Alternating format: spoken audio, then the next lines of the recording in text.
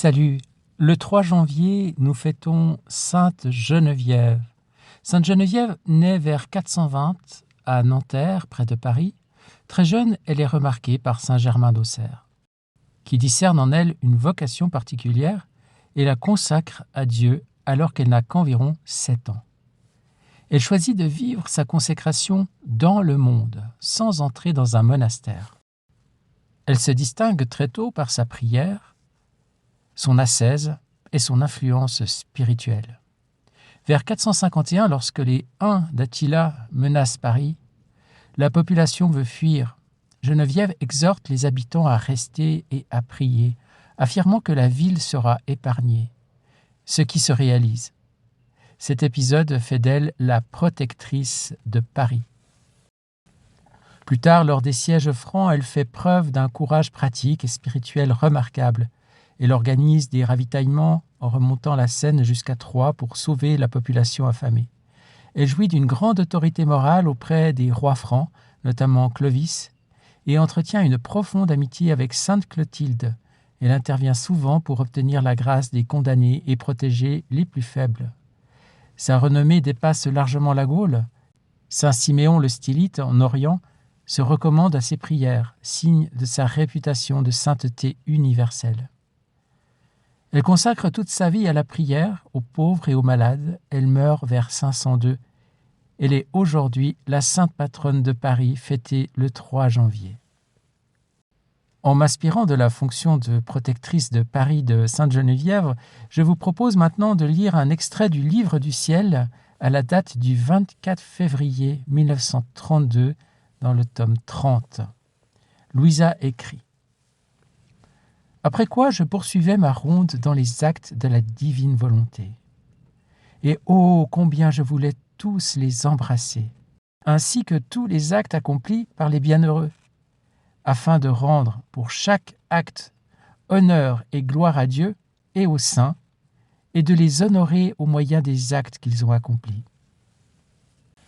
Alors mon bien-aimé Jésus me dit: Ma fille, lorsque la créature se rappelle, honore et glorifie ce que son Créateur et son Rédempteur a fait pour elle, afin de la mettre en sûreté, et aussi ce que les saints ont fait, elle devient la protectrice de tous ses actes.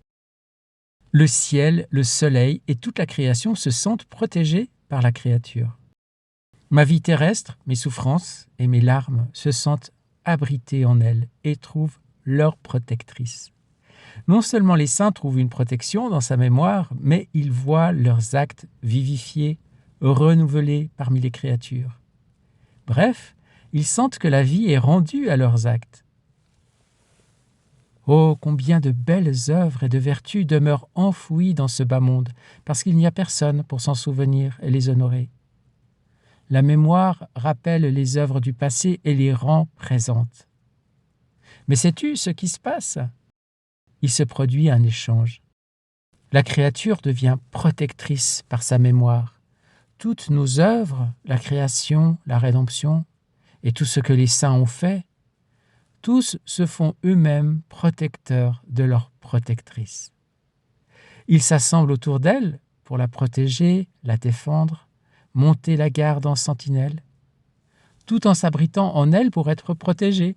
Chacune de nos œuvres, toutes les souffrances, toutes les œuvres et toutes les vertus de mes saints rivalisent pour être sa garde d'honneur, de façon à ce qu'elle soit défendue par tout et par tous. Lorsque tu demandes avec chaque acte le royaume de la divine volonté, il n'est pas de plus grand honneur que tu puisses rendre. Tous se sentent appelés à agir comme messagers entre le ciel et la terre pour un royaume si saint. Tu dois savoir que tout, dans le passé, le présent et l'avenir, tout doit servir pour le royaume du divin fiat.